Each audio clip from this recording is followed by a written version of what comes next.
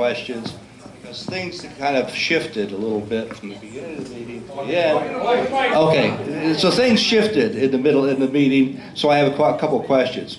First, it was alluded to that the management fee would be $6,000. I don't know if that's high, low, whatever it is. Okay, then it was alluded to that there's a new person, a CAM, that is not currently employed by either Brookridge, nor are they employed with you. We're talking about Carol Webster, who's your current So manager. She stays. It's not a new person. So you don't have a CAM then? You're not adding a CAM? No. Carol is a CAM. All your existing staff would stay, including Carol is a CAM? Was she trained? She is, physically trained by you? Community Association. Oh, I didn't know. I didn't realize that. Yes. Oh, okay. Okay. Well, that's what where the $6,000. I said, how could you pay for a new person at $70,000? Well, no, you can't. It was $72,000. That's why we're kind of glad that Carol is staying, because that saves you a whole lot of money. Because Very you have good. to go out to the And so, marketplace today. and I was wondering what the job description was going to be for these two people. Did you go through an RFP process at all? I'm sorry, say that Did you again? go through an RFP process at all? Yes, I did. I had to go through quite an extensive RFP process. Okay. Yes. Okay. With the community here prepared RFP is one? a request for proposal. So the board sent out a request for proposal to several different management companies. Several of them declined to bid. Right. And then several did bid, Okay. and they narrowed it down. And with the employees being shifted over to your umbrella, Yes. is that a separate, so all of those employees will be your employees and all the other 400 employees that you already have?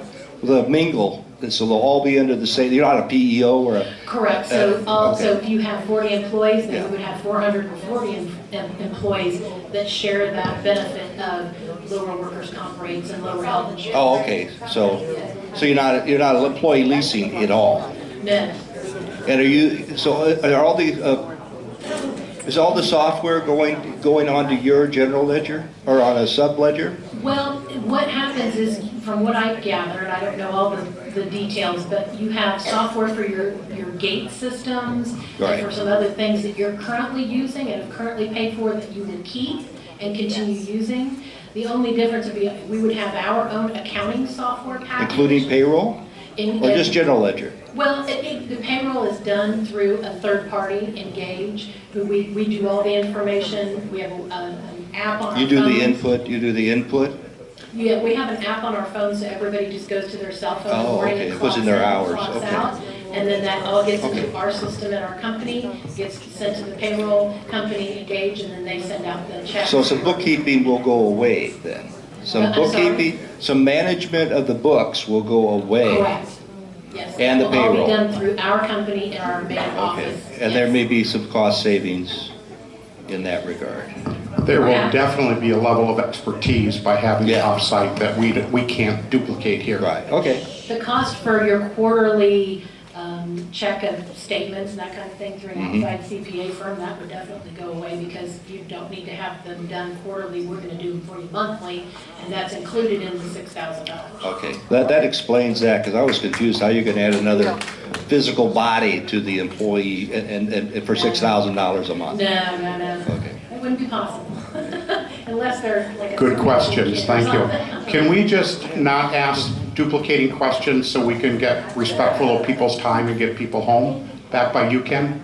Okay, to clarify, the clause for termination, if we were to, you said that there is you don't have like a 30-day or a 60-day clause?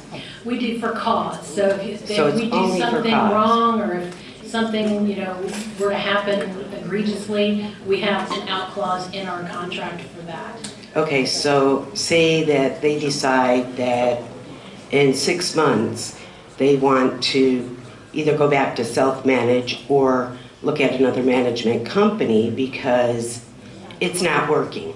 Sure. So do they have to buy out the contract? Well, typically, a management company, when they come in, we initially invest a lot of money, our own money, to train your people, to have all of our executive staff on site helping, doing all those things.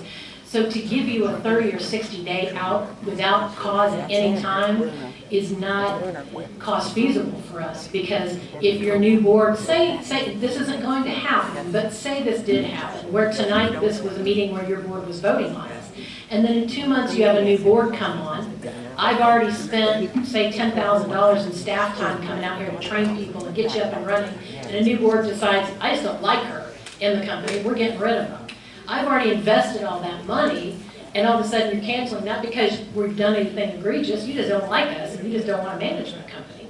It's hard for us as a management company to operate like that because we invest so much money up front, so that we can't do, especially for a community of your size, just onboarding all your staff is an undertaking. Well, I understand that. I'm in management So you myself. know. Yeah, you know. Yeah, Kathy, I know you. We've worked together for quite a few years in the industry. But so what I'm asking is, what is if they were to, is it a 6 month, a year buyout? What is it? We haven't even prepared a contract yet. Okay. We aren't really to that stage yet, so I don't know because we haven't negotiated that part of it with the board. Okay. Thank you. You need a microphone though. Is it me? Kathy Galvin, Unit 6, I believe. I just want to reiterate a couple of things. I've been on a number of boards. I've been the treasurer in New Hampshire. It's way different down here in Florida. And I've also interviewed management companies myself. So I do basically understand how this is going to work. So I just want to go over a couple of things so these people understand what I understand. Do we, as the owners who live here, have access to your company? So can we just call, or do we have to go through the board for any questions we have? No, you can call our company. Okay. Any of our offices. Okay. Does all of your direction, meaning what tasks you're going to do, not counting accounting stuff, come through the direction of the board? You don't make any decisions. The board still makes the decisions, and they'll tell you we need this or we need that, and that's where you'll jump in with your expertise. Correct. We don't ever sign contracts. Your vendors work for you, not for us. Your lawyer works for you, not for us. Your CPA firm, the Percy and Lejean, who did your audit, they work for you, not for us. None of your vendors or any of them work directly for us. They work for you. Okay. And if and when we sign a contract, we'll have to move a bank account to your location, correct? So that you will have access to funds so that you can pay. So I just want people to understand that. Yes. Not all of our money goes there. I believe we move funds that will be paying the bills and stuff. Is that correct? The operating account Right. would be with us, Right. yes. And I just want to make sure that everybody understands that part. One thing I did forget to mention was about paying your association dues. We do allow ACH payments. I was just getting to that. Yes, and you can pay your dues by check or credit card on the website. You can pay by coupon. And also, we were going to offer the option to have a scanner on site for paying association dues. So if you wanted to come and just drop off a check, we can put it through the scanner and it'll post in real time. Oh, excellent. I was going to add, that was one of my questions. And I think mostly what's happened was that we, as the residents, didn't feel like we had a say-so from the last meeting. And I think what's most important for us is going forward, we're still going to have to rely on the board for them to be transparent and share information with us so that we're more comfortable with things that are going on. It doesn't matter if we bring you on or not. We still need to know. So I want to make sure that, when you're going to be training, is this something, as far as communication, that you're going to talk more with the board members about so that we feel comfortable in the decisions they are making, since we're not always included in that. You're correct. And yes, we will. Okay. And the board members, and I think Steve alluded to it earlier, board members are required to either attend a board certification class or sign a document saying they've read and understand the association documents within 90 days of taking over office. So we offer those board certification courses all throughout the year for board members. And then I do how to conduct board meetings and training events just to teach board members, because some of them, unlike you, some of them have never been on a board before. They don't know how the board runs, and we're here to help guide them and teach them how to be good board members. No, it does sound pretty good to me, and I was against it before, but for this size of a community, that we either do this or we need a bigger board. So it sounds like it might be a good fit.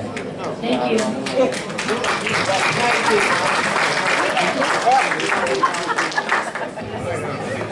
I'm Dan Linares, Unit 4. Hey, Dale. I got one question. When the contract, let's say it doesn't work out, I'm not saying what,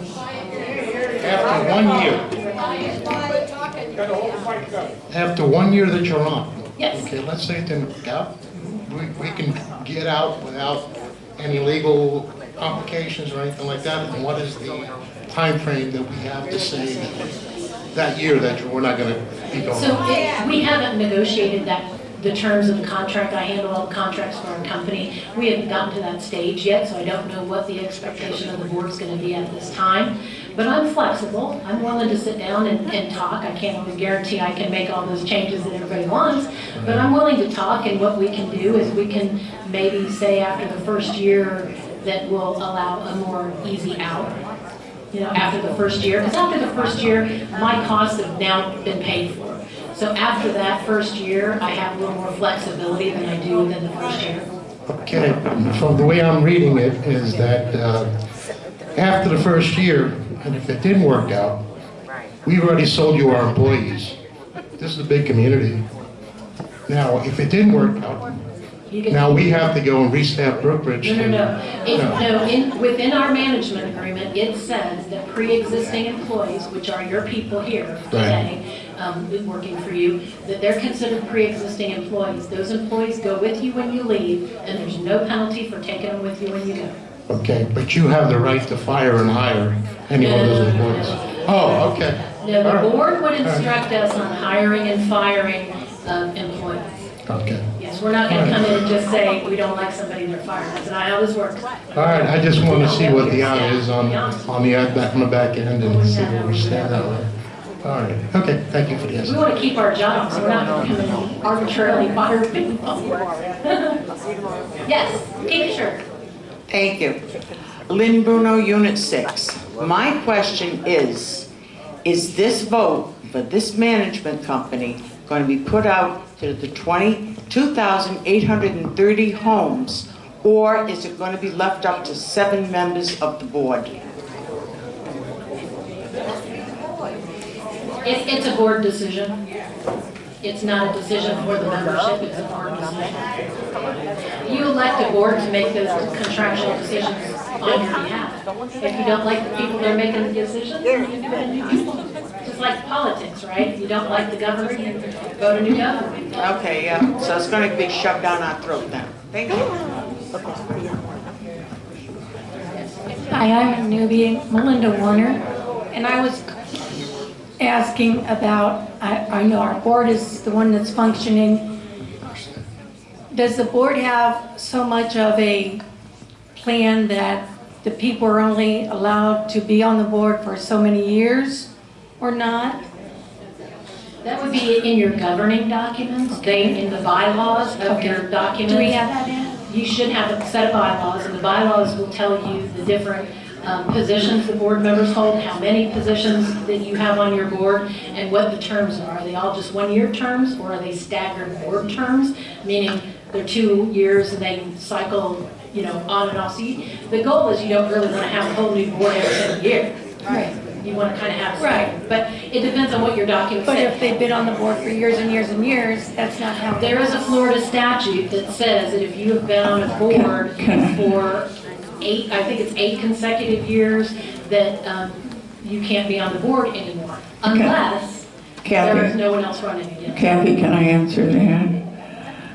In the amendments that went out with the budget, there was an amendment that after you serve on a board for 6 consecutive years, you have to be off for 3 years. If you look at the bylaws that were, the amendments that were added with the budget, you'll see that there, okay? And if we could keep I do questions, too. the remaining questions directed about the management company, please. Let's not do any more about the board. Any other questions? Yes, sir. Hi, I'm Roger Logan in Unit 4. You did a great presentation, by the way, but you lightly brushed over, you have owners that own your company. Has Brookridge done a background check on them? Really, I'm serious. They hold licenses as well, so background checks are done on them we aren't allowed to have any kind of a criminal record or criminal history to be association licensed managers. And both Sean and Anna, who own our company, are both licensed association managers. There's just 2 of them, yeah, just 2. Can I just ask a question of the audience? I know many people are on their way out, and that's perfectly fine, but would you please take the information that you gained tonight and share it with your neighbors, share it with anybody that you could get to listen, so that we're not getting hounded by all of the sarcasm on social media. It would be very beneficial if you would share this information. Thank you. Go. Yes, yes. Yes, I'm Judy Townsend from Unit 6, and we've been here 15 years. We've been through a lot of boards, okay? We've been through a lot of boards, 15 years worth. Okay. Anyhow, these are regular people in this park. They're you. Get voted in. Normal people. They have to sit up there and make decisions. May not be right, but we do the same thing. Why not hire them for a year? If they don't improve this place and show you how much they can improve, then fire them 1 year. I agree. Give us a chance to show you what we can do and how we can make a difference for your association. I agree. Lynn Southwick, Unit 4. My question is in regards to the 2 sets of books. If you find discrepancies and you know where they are, do you have the ability to file criminal? Are you talking to You. me? I don't have the ability to do that. Our company can't file charges on behalf of the association. The association's attorney and the association board would have to make that decision. And I can tell you that in my experience with that, because we've taken over self-managed associations where we've found discrepancies in money several times over the years, it's hard to prove because a lot of those folks don't work for the association anymore. The board members that were maybe in cahoots with it are no longer here. You know, there's a lot of mitigating factors that go into those things that we've discovered over the years. It's not as easy as you would think to just say, we found this and now we're going to send them to jail. It doesn't really work that way. You have to send it to the district attorney and then they decide whether it's a winnable case and whether it's, that kind of thing. So it's not as cut and dry as you think, but if you find $200,000 missing out of the kitty, I would think you'd want to know who did it. And my last question is, what is your company's net worth? I can't disclose that information, I'm sorry. We're not a publicly traded company.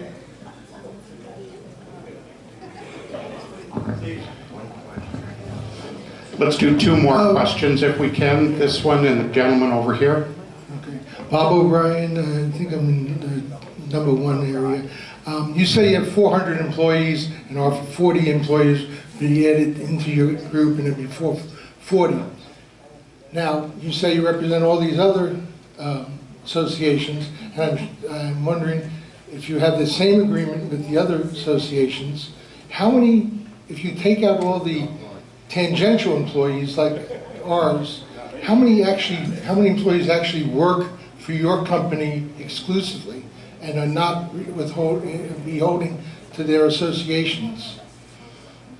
Like 440 sounds like a lot, but then if you say that only our people are 40 people and 20 people are going to work that changes the expertise level. Sure, I know what you're saying. I can't give you that number. I gotta be honest, if I were to tell you tonight, I'd be lying to you because I don't know what the actual number is, but I can tell you that out of the associations that we manage that have on-site folks, we have more internal staff members than we have on-site employees. Does that help answer that question? So out of the 400, more than a majority of that 400 are not on-site employees. Because you have to look at most of the on-site employees that we have, there's not 40 employees, there's usually 20 or a couple, one or two, you know, that kind of thing. We manage Towers and Channelside downtown Tampa, and they've got 20 employees. They've got guard staff and concierge and all that. But most associations don't have that many employees. They maybe have one or two. So the majority of our employees are not on-site employees. They are employees in our accounting department. We've got 90 association managers within our company. We've got a maintenance division that handles what we consider portfolio maintenance, that they go from property to property and do stuff for folks as needed. And then we've got executive team and staff and all kinds of folks. So the majority are not on-site. Now, you said that you signed a contract where you would keep the same rate for the 3 years, the $6,000 rate. At the end of that time, all right, if you would have got the 3%, you would have gone up incrementally, and you would get, you know, the first year you'd get 3% on top of that. Then that next year would have that original fee plus the 3%. I think I know where you're going. So no, I'm not going to slam you with like a 9% increase year 3. We'd write it into the contract what that increase will be, and then that way you don't have to question it. I've never raised anybody more than 5%, ever, in 21 years. So I can tell you that it won't raise more than 5%, I guarantee you that. But we don't even typically do 5, you know, depends on the association. But I can put it in the contract so you don't have any question about it after year 3. I know that a lot of people, like, I always say to people, I say, you know, when McDonald's went from the McDouble from $1 to $1.35, I didn't get a 35% increase. They took 35% increase. So you're saying, so you say 15%, and then you said a lot of the people here, you know, a little bit is a lot of increase, and I know people are violently opposed to even raising it $2, which well, that was just to let you know what the statutory maximum is, that you can't raise it more than 15%, or you're subject to the membership recalling your budget and presenting a new budget to the board. So that's just the statutory guideline, that the 15%, the board should not exceed 15% every year by law. But I don't know that your association would have a need for that. You know, the associations that are currently doing 15, 20, in excess % increases is because they're condos that insure their buildings, and their insurance costs went from $150,000 a year to $400,000 a year, and they have no choice but to increase their dues like that. Your association's different. You're spreading the dues amongst 2,830 residents, and you don't have insurance you're paying for every individual homeowner within here. You're all paying your own insurance. I'm assuming that that's the way it works. So you don't have high insurance costs like that that could increase by 50% for you next year that would make that 15% applicable. And finally, your administrative costs that you was saying to the lady back there, you cited that there would be workman's comp, that would be the other things that they have. FICA, which is like where the money would come from our line budgets, line item budgets, which we now have, that goes to salary and all that. If you're are you gonna pay the salaries too, or the salaries still come out of our money? Yes. Well, how it works is we pay employees every 2 weeks, and every 2 weeks you're then billed for the employee's salary and taxes. So the money we've budgeted for the salary, for the Social Security, and for that will all be into this, so that they go into that 15, 29%. Yes, so it's actually already been budgeted for, and it's not an increase.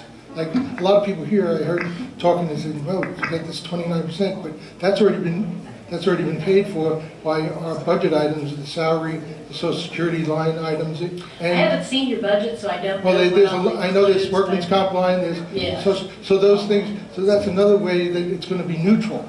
Yes. The expense is going to be neutral. We've already got that money posted. Right, that's what I just, but I don't think people understand that, because when you see that 29%, you're saying 29% is a lot. So, but if you know that the 29% is already accounted for in the budget, and it's just, that's one of the biggest things. I don't know, because I haven't seen your No, budget. but if it was there, If it was there, it would be then the it would same be thing. just a transfer, and it's, and But I that's. don't know what your budget says, so I can't Okay, speak. thank you. Thank you, sir. One last question over here, Mike. Hi, I'm Jim, and I don't know what section I'm in. Hi, Jim, go ahead, it doesn't matter where you live, as long as you live in the community. Yeah. A couple of things. Oh, There you go. there it goes. I've owned 3 businesses, and fortunately, they were all successful, and I only got beat out of very little money. The rationale behind that was I had my wife, my only employee, working for me. And the reality was that she was so good that I had nothing to do with it. In fact, when I made a suggestion, I turned back to give her my butt so she could kick it. You know, but the reality is that there's many different ways of going to business now. I saw Emeril Lagasse on television today saying, you get, if you give me $14, you can use my product for 3 weeks. What, do we have confidence in all of your people? How successful are they staying? Their rotation, perhaps you want to call it. So our executive VP of accounting, she's been in the industry for 30 years like I have. She's been with our company for 7 years. Our VP of management, I think I can't tell you the exact dates, but I want to say she's been with us for 6, 7, maybe 8, 9 years, something like that.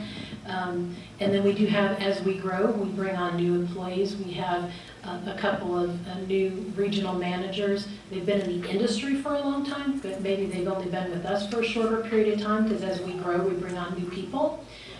But the tenure of a lot of the folks in our company is pretty long. Like I said, I've got managers that have worked for me for 10, 15 years on Harbor Island, in the Pasco office, since our administrative director, I hired her in the Pasco office, and she's been with me ever since, and it's been 10 years, I think. Do any of your employees do side work? I can't answer that, to be honest with you. I'd be lying if I told you they didn't. I don't know. I mean, during the day, they're working for us. If they have a side job at night, that they're working at Chili's to make ends meet, I can't tell them they can't do that. Well, I don't know if they do or not. I'm sorry for the interruption. If they're in the financial department, okay, do you bond them to not have another job to some other company? Yes, they cannot work for another management company, if that's what you're asking. That's what I'm asking. Correct, yes, they cannot work for another management company. This is going to be a satirical comment. I watched Good Will Hunting. He was a man, he had no formal, well, not much formal education, but he was capable of amazing things. So I have a sense that we have to find an excellent one. So if you get this job, and Frank, I don't know Frank from anybody, but if he's the one that's going to be doing our work, and we find him not cordial, not representative of the attitude here, can we say to you, you get rid of Frank, not as an employee, just as our employee? I can't take a phone call from you and you tell me to fire somebody. Oh, I didn't say fire him. He's still with your organization, but we don't want him. But if you fire someone, you're firing them for a reason. Why would I want to move them to another position within my company if they're not doing Well, that's your perspective. Yeah. You know, We would have to make that decision at that time, but The board would ultimately be the ones that have to come to us and say, we want to let them go. And then we would bring in candidates for them to interview and find a good replacement. But it doesn't necessarily mean that I'm going to have another position for them in another location. A lot of mitigating factors go into that kind of decision making. I don't personally do that a lot because typically they're fired for a reason. Whether it's just being lazy or they're not doing the job well or whatever the situation is. I'm not a big believer in moving a problem from one property to another. I feel like that may be how the government works, but that's not how associations work. Last time, I'll And get... I'm not knocking the government, I apologize for that. So, I'll get my thoughts together in just 1 second.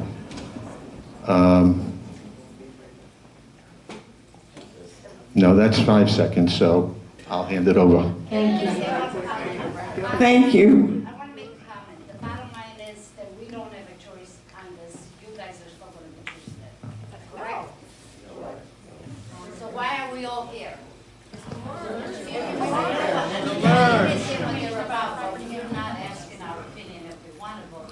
We want you to know what a management company is. All right, I understand. It's an informational, We're not making the decision. it's because the governing documents say the board does the voting. Well, so you know what's going on, They want your what vote. it's about, my dear. Just realize it. They're going to vote for it. I want to thank all of you who came and stayed, and I hope you learned something. Thank you.